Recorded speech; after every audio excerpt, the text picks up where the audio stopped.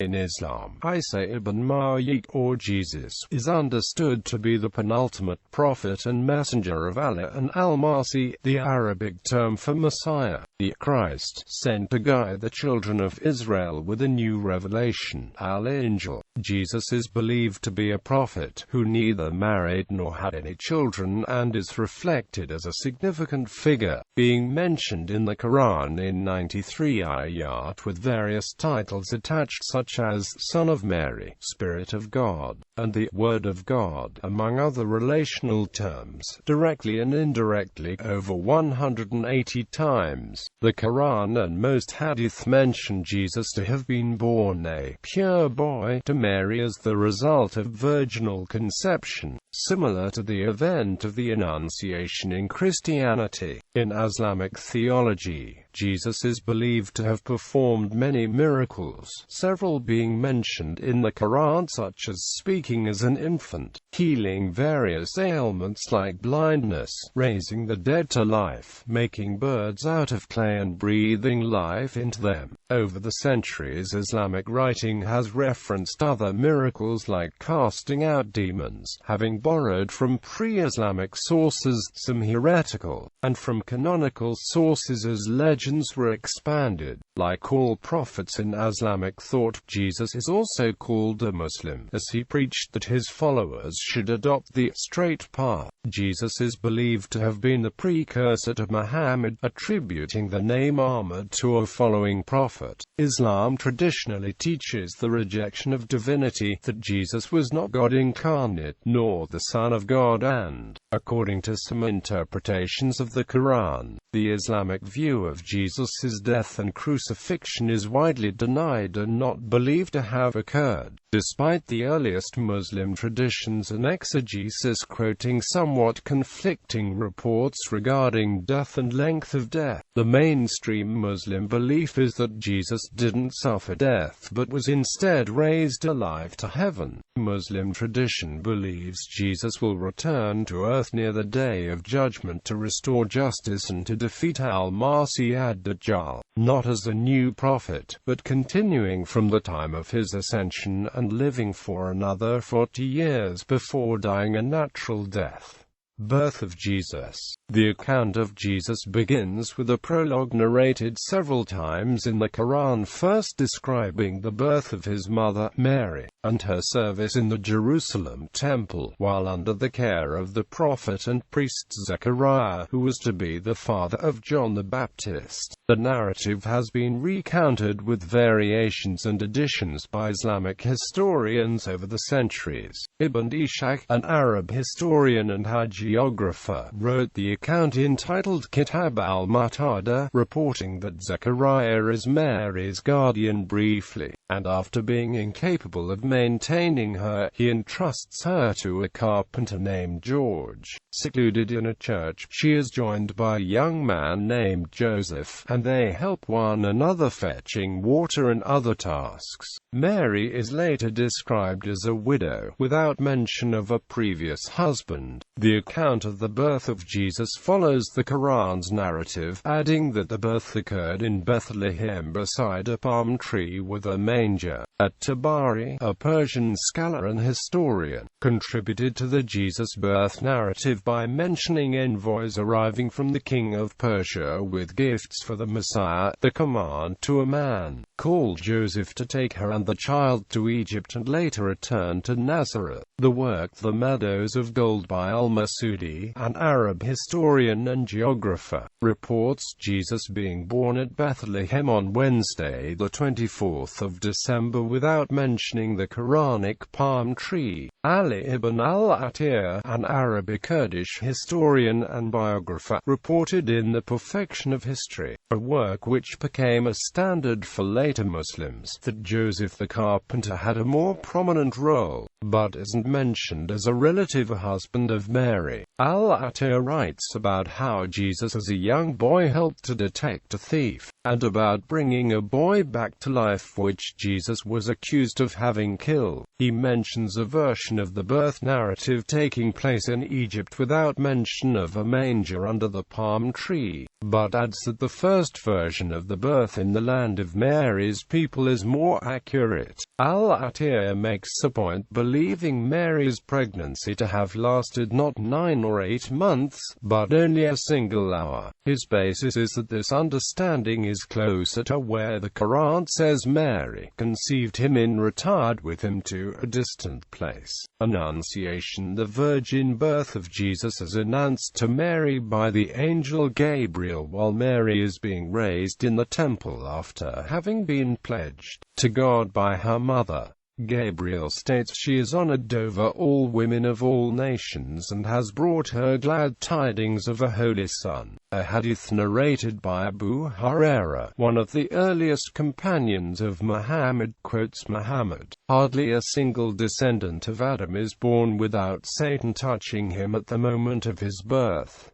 A baby who is touched like that gives a cry. The only exceptions are Mary and her son." The angel declares the son is to be named Jesus, the Messiah, proclaiming he will be called a great prophet, being the Spirit of God and Word of God, who will receive al-Injīl.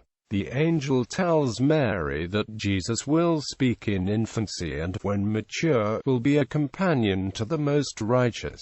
Mary, responding how she could conceive and have a child when no man had touched her, was told by the angel that God can decree what he wills, and it shall come to pass. The conception of Jesus as described by an Andalusian scholar of Islam, Sufi mystic, poet and philosopher, in the Bezels of Wisdom. For the water of Mary are from the breath of Gabriel, in the form of a mortal fashioned of clay. The Spirit came into existence in an essence purged of nature's taint, which is called Sijin. Because of this, his sojourn was prolonged, enduring, by decree, more than 1,000 years.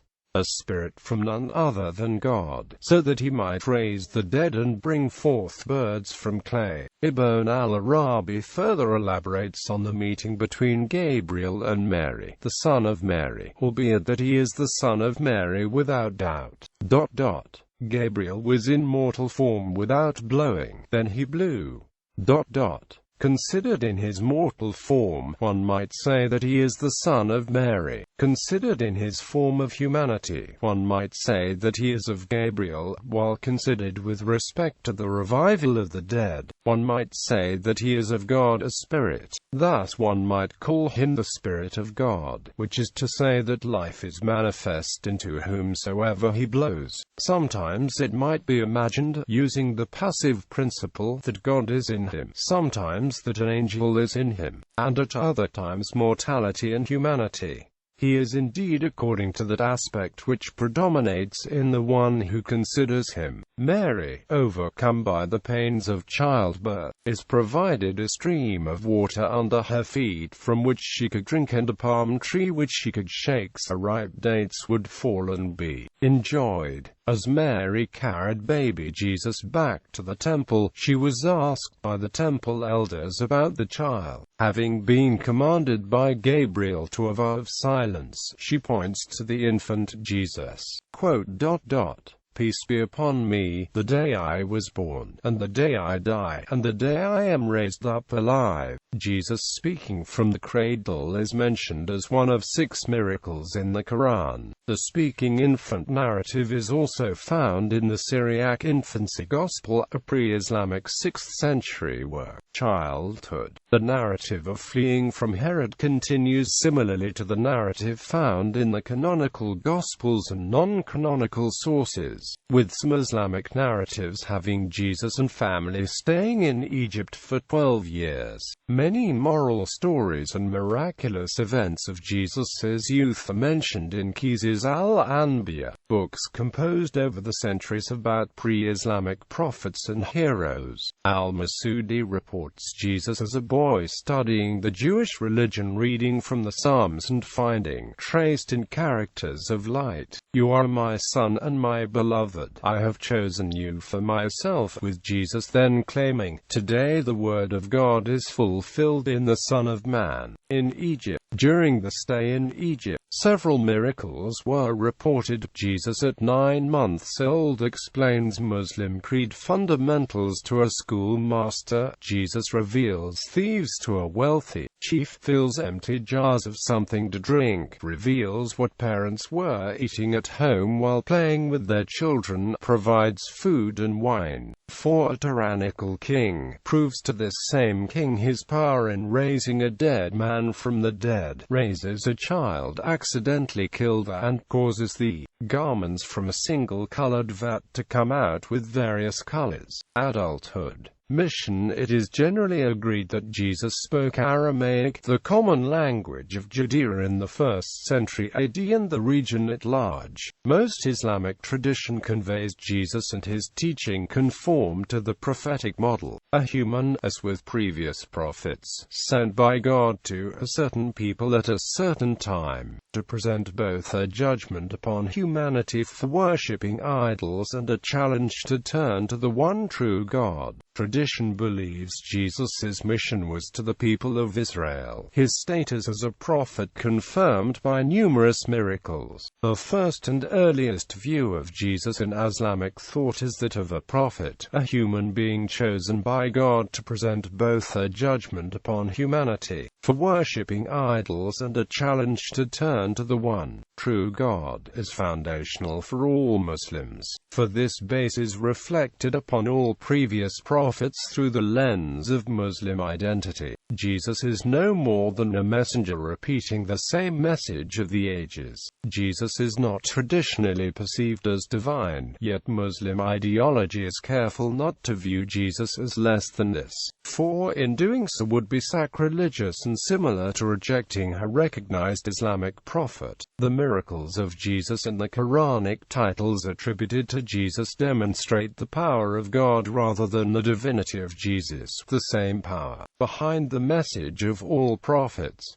A second early image of Jesus is an end-time figure, arising mostly from the Hadith. Muslim tradition constructs a narrative similar to found in Christian theology, seeing Jesus awaiting the end of time when he will descend to the earth and fight the Antichrist, championing the cause of Islam. When after doing so he will point to the primacy of Muhammad and die a natural death. A third and distinctive image is of Jesus representing an ascetic figure, a prophet to the heart. Although the Quran refers to the Gospel of Jesus, those specific teachings of his are not mentioned. The Sufi movement is where Jesus became revered, acknowledged as a spiritual teacher with a distinctive voice from other prophets, including Muhammad. Sufism is a tendency within Islam to explore the dimensions of union with God through many approaches including asceticism, poetry, philosophy, speculative suggestion and mystical methods.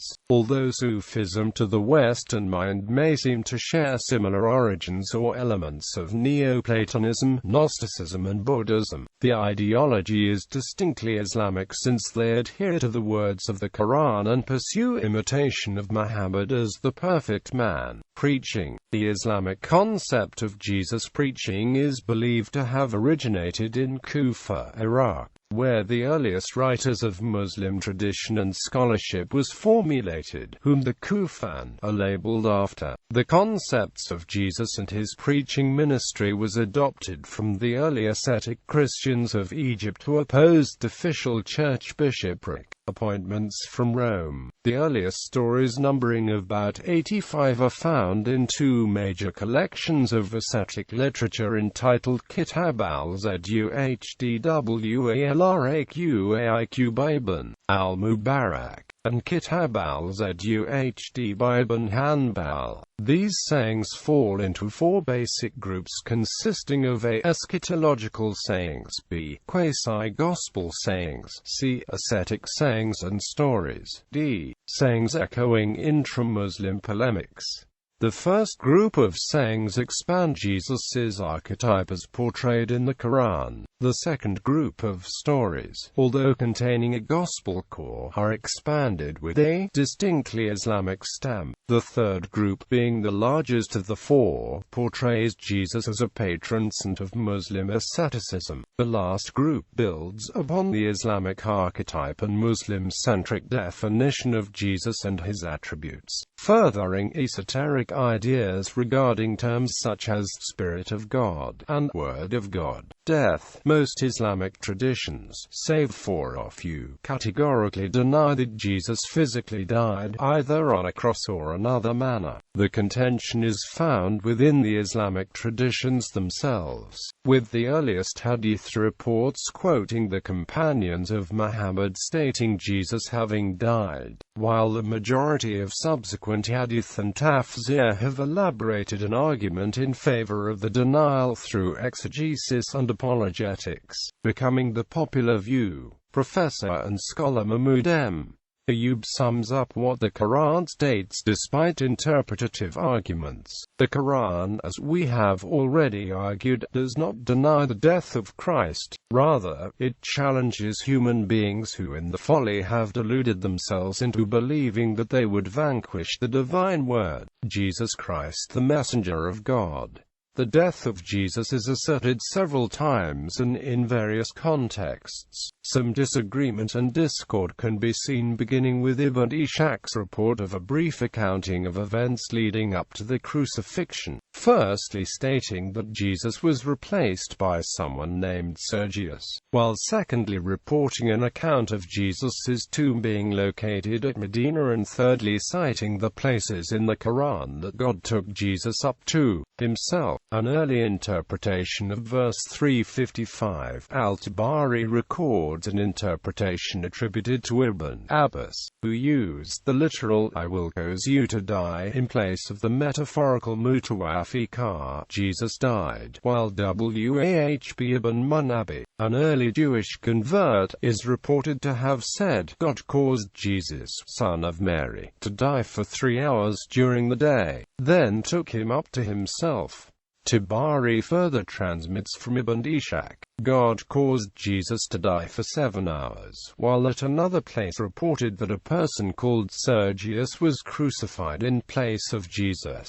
Ibn al-Atir forwarded the report that it was Judas, the betrayer, while also mentioning the possibility it was a man named Natlanus. Al-Masudi reported the death of Christ under Tiberius. Ibn Kathir follows traditions which suggest that a crucifixion did occur, but not with Jesus. After the event, Ibn Kathir reports the people were divided into 3 groups following 3 different narratives: the Jacobites believing God remained with us as long as he willed and then he ascended to heaven, the Nestorians believing the Son of God was with us as long as he willed until God raised him to heaven, and the Muslims believing the servant and messenger of God, Jesus, remained with us as long as God willed until God raised him to himself. Another report from Ibn Kathir quotes Ishaq ibn Bish, on authority of Idris, on authority of Wahb ibn Munabi, that God caused him to die for 3 days, then resurrected him, then raised him. Quranic commentators seem to have concluded the denial of the crucifixion of Jesus by following material interpreted in tafsir that relied upon extra-biblical Judeo-Christian sources, venturing away from the message conveyed in the Quran, with the earliest textual evidence having originated from a non-Muslim source, a misreading of the Christian writings of John of Damascus regarding the literal understandings of docetism as opposed to the figurative explanations.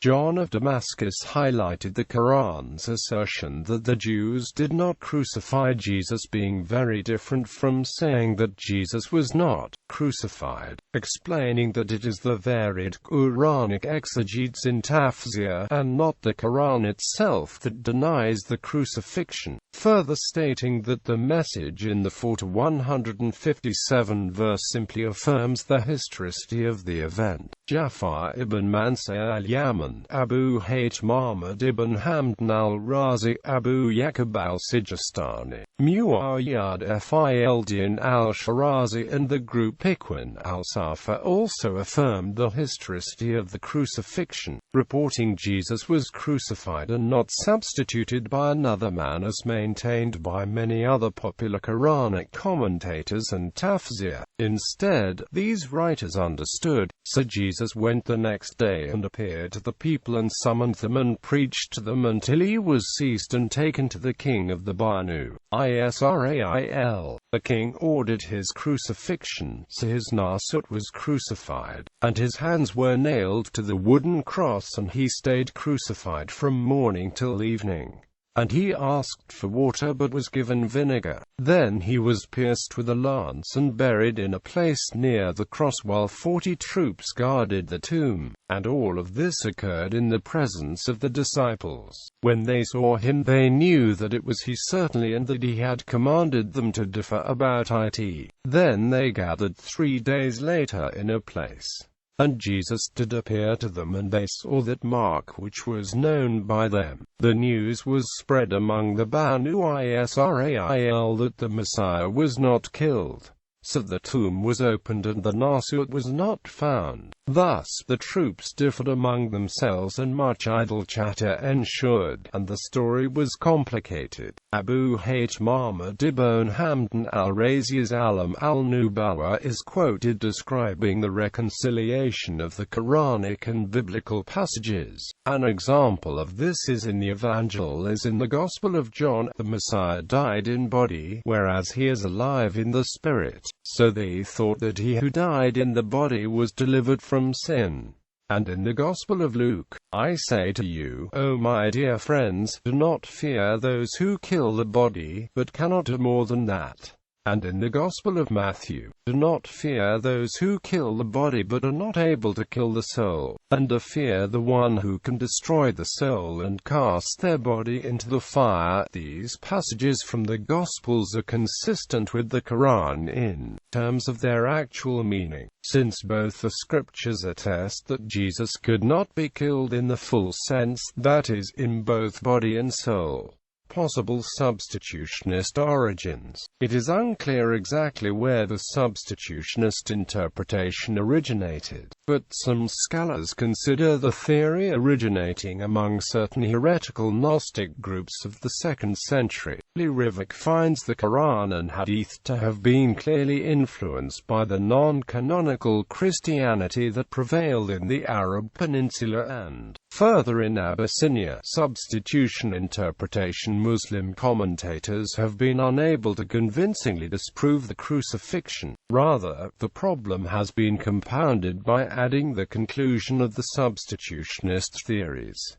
The problem has been one of understanding. If the substitutionist interpretation is taken as a valid reading of the Quranic text, the question arises of whether this idea is represented in Christian sources. According to Irenaeus's Adversus Heresies, the Egyptian Gnostic Christian Basilides held the view that Christ was not crucified, but was replaced by Simon of Cyrene. However, both Clement of Alexandria and Hippolytus denied that Basilides held this view, but the substitutionist idea in general form is quite clearly expressed in the Gnostic Nag Hammadi documents Apocalypse of Peter and the Second Treatise of the Great Seth. While most Western scholars, Jews, and Christians believe Jesus died, Orthodox Muslim theology teaches he ascended to heaven without being put on the cross, and God transformed another person, Simon of Cyrene, to appear exactly like Jesus, who was crucified instead of Jesus'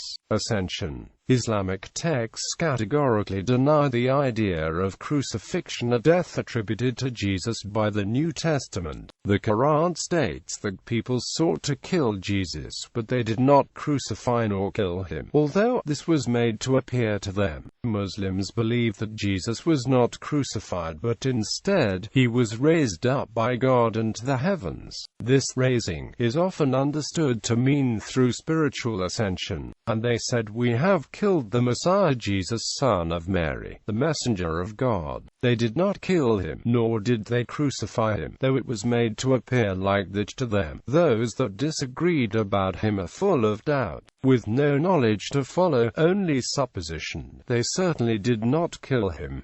On the contrary, God raised him unto himself. God is almighty and wise.